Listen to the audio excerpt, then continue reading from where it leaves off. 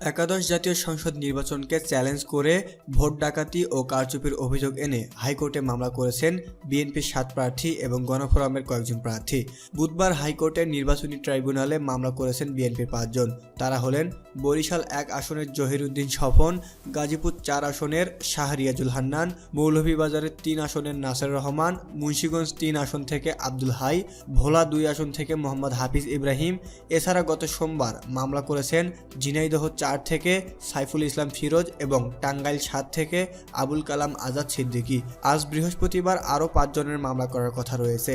তারা হলেন মানিকগঞ্জ 2 আসন থেকে মইনুল ইসলাম খান, নরসিংদী 5 থেকে আশরাফ উদ্দিন, নারায়ণগঞ্জ 2 থেকে নজরুল ইসলাম আজাদ, ঢাকা 5 থেকে নবিউল্লাহ নবী এবং ঢাকা 2 থেকে ইরফান ইবনে আমান। এই 12 জনেরই আইনজীবী মোহাম্মদ রুহুল কুদ্দুস। তিনি বলেন, আমি মূলত ঢাকা বিভাগের মামলাগুলো দেখছি, তবে এর বাইরে কারোটাও দেখছি। এই মামলাগুলোয় আমরা সুনির্দিষ্ট কিছু বিষয় উল্লেখ করেছি।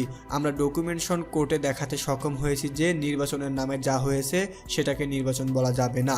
মোহাম্মদ রুহুল কুদ্দুস জানান, মামলায় ভোটের আগে পরে হামলা, গায়েবী মামলা সহ ভোটে বিদেশি পর্যবেক্ষকদের যে চিত্র তুলে ধরেছেন সেগুলো উল্লেখ করা হয়েছে। সুনির্দিষ্ট আসনে কি হয়েছে সেটাও উল্লেখ করা হয়েছে। বিএনপির পক্ষ থেকে আইনজীবীদের একটি প্যানেল করা হয়েছে। কয়েকজন সিনিয়র আইনজীবীকে বিভাগ ভাগ করে মামলাগুলোর দায়িত্ব দেওয়া হয়েছে। ঢাকা বিভাগ ও সিলেটের কিছু অংশে রুহুল কুদ্দুস, চট্টগ্রামে মীর মোহাম্মদ নাসির উদ্দিন, বরিশালের জয়নুল আবেদিন, খুলনা ও ফরিদপুরে নিতাই রায় চৌধুরী, ময়মনসিংহে ফজলুর রহমান এবং রংপুরে রাজীব প্রধান। বিএনপি ও গণফোরাম এবার জোটবদ্ধ হয়ে জাতীয় ঐক্যফ্রন্টের ব্যানারে সংসদ নির্বাচন করে। এ জোটের শীর্ষ নেতা ও গণফোরামের নির্বাহী সভাপতি সুব্রত চৌধুরী প্রথম মামলাটি করেন। তিনি বলেন, আমি 1 সপ্তাহ আগেই নিজের জন্য মামলা করেছি।